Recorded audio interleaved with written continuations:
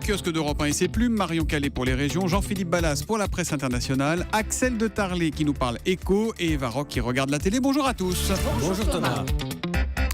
On commence avec vos quotidiens nationaux. Amédi Koulibaly fait la une de Libération. La fabrique d'un terroriste plongé dans la cité de la Grande Borne à Grigny.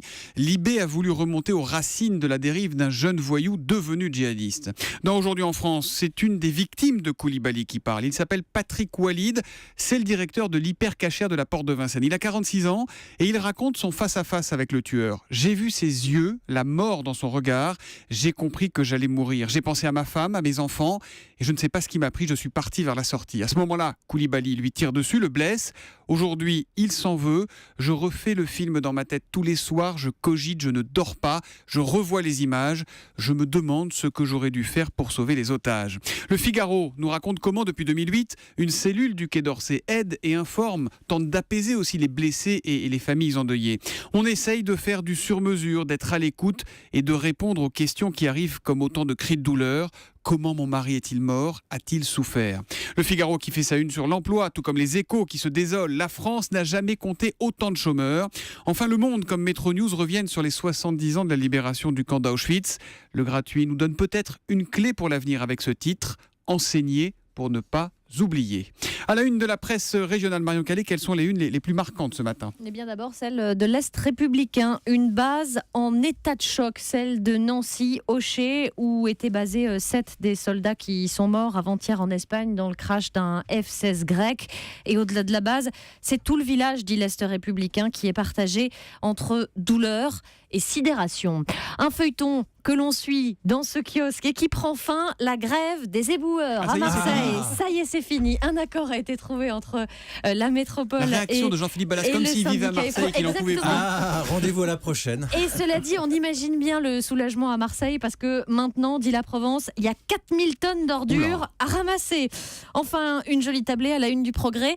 150 chefs étoilés rassemblés hier soir à la veille du Bocuse d'Or, sans l'invité d'honneur, Paul Bocuse, bientôt 89 ans. Vous nous emmenez en mer pour l'histoire du jour, histoire que vous avez trouvée dans le Télégramme, Marion. Oui, parce que figurez-vous que le haut débit arrive en mer, au large. Et apparemment, c'est pas du luxe pour les marins ou les plaisanciers, parce que jusque-là, nous dit le Télégramme, entre la bonne vieille HF et la coûteuse liaison satellite, il y avait comme qui dirait un manque, parce que passé quelques milles, la 3G évidemment ne passe plus. Certains bateaux sont parfois obligés de faire demi-tour pour télécharger des fichiers un peu lourds, mail ou bulletins météo évidemment.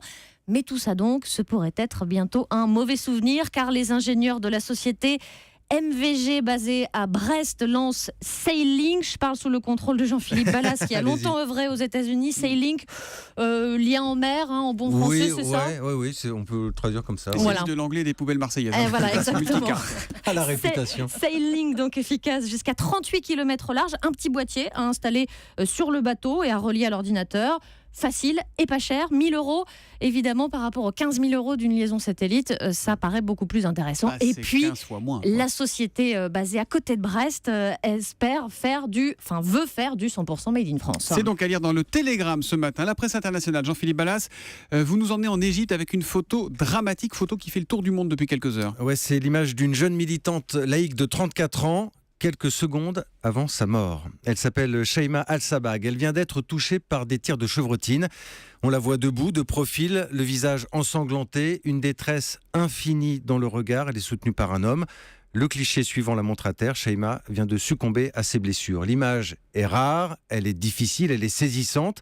Elle a été prise ce week-end au Caire par un photographe de l'agence Reuters. C'était lors d'une manifestation pacifique, 4 ans après le soulèvement de la place Tahrir. Shaima était une militante, chevronnée, mère d'un garçon de 5 ans. Elle venait de déposer des fleurs, tout simplement. Aujourd'hui, les manifestants accusent la police égyptienne d'avoir tiré sans sommation. On voit d'ailleurs des hommes en uniforme et cagoule sur certaines vidéos. Depuis quelques jours, effectivement, Thomas, ce drame fait le tour du monde sur les réseaux sociaux. À tel point que les autorités égyptiennes ont dû réagir. Dans le New York Times, notamment, elles démentent avoir tiré sur les manifestants. Elles rejettent la responsabilité sur les frères musulmans et dénoncent la version tronquée, version racontée par les médias occidentaux. En tout cas, on notera énormément de réactions ces dernières heures, notamment l'organisation Human Rights Now en Égypte, 4 ans après la révolution, la police tue toujours des militants. Et quelles que soient les responsabilités, cette photo, c'est vrai, poignante. On est vraiment dans l'instant, dans la seconde avant que cette jeune mère de famille s'éteigne. Photo qu'on met sur Twitter. Et qui est sur notre site europe1.fr. Avec le hashtag E1matin. À la une de l'écho, Axel de Tarlé a le nez sur son iPhone ce matin. Apple dégage les plus gros profits de toute l'histoire. Et vous avez trouvé cette info sur le site du Financial Times. Et oui, ça y est, Apple a battu le record des compagnies pétrolières. Maintenant, les plus gros profits, c'est Apple. Ils viennent de faire 16 milliards d'euros de profit en un trimestre. C'est-à-dire qu'avec 2 mois de bénéfices, ils vous comblent le déficit de la sécurité sociale, Apple. Et ça, grâce à la magie, effectivement, vous l'avez dit, de l'iPhone. Vous savez, un iPhone, ils ont donné les chiffres, ils le vendent en moyenne, toute génération confondue, 610 €. C'est quand même très cher. Et là-dessus, ils font combien de bénéfices ? 250. Sur chaque euro vendu, Apple gagne 250 €. Alors, quasiment 50% de marge oui, sur un 40%, iPhone. 39,9% de marge. C'est comme Louis Vuitton, c'est comme la maroquinerie, l'iPhone. Et donc là-dessus, ils en ont vendu 75 millions sur les 3 derniers mois.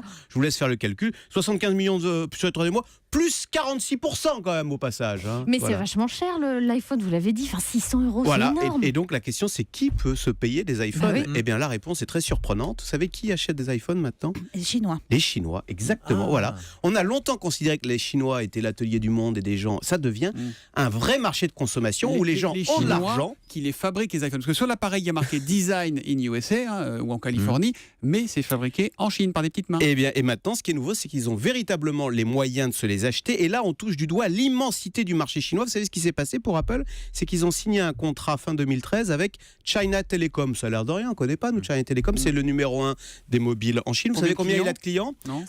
800 millions de clients, c'est-à-dire, je vous le donne dans le mille, l'équivalent de la population de l'Union européenne plus la population des États-Unis. Voilà, vous avez le nombre de clients de China Mobile. Alors évidemment, quand ils se mettent à acheter des iPhones, ça fait du monde. Il faudrait que les Chinois écoutent le kiosque d'Europe 1, on serait la première radio du monde. C'est donc à lire dans le Financial Times, Axel de Tarlé. On va regarder la télé formidable ce soir sur France 4 à 20h50 Evaroc, le voyage de Chihiro. Oui, il était une fois une jolie petite fille de 10 ans, Chihiro, et avec ses parents, ils ont traversé un tunnel et de l'autre côté, les attendait une vie à nul autre pareil. C'est le chef-d'œuvre de l'animation japonaise dessiné à la main par Hayao Miyazaki, et les parents dans ce conte magnifique sont transformés en cochons et Chihiro rencontre un beau jeune homme. Il faut que j'y aille. N'oublie pas, Chihiro, je suis avec toi, tu peux compter sur moi. Mais comment est-ce que tu sais comment je m'appelle ? Je te connais bien depuis que tu es toute petite. Quant à moi, je m'appelle Haku. Et dans ses vêtements couleur pastel, Chihiro, elle va découvrir un univers où se côtoient un bébé géant, un monstre sans visage, un vieux sage au corps d'araignée, des insectes qui se nourrissent d'étoiles fluorescentes et autres créatures improbables qui sont toutes placées sous l'autorité de la vieille sorcière. Il y a toujours une vieille sorcière, vous savez, Yubaba. Et alors d'ailleurs, Chihiro part à la rencontre de cette sorcière et tente d'ouvrir la porte. On ne frappe même pas avant d'entrer. Mais qui est-ce qui m'a fichu une gamine aussi vilaine ? Entre, chère petite.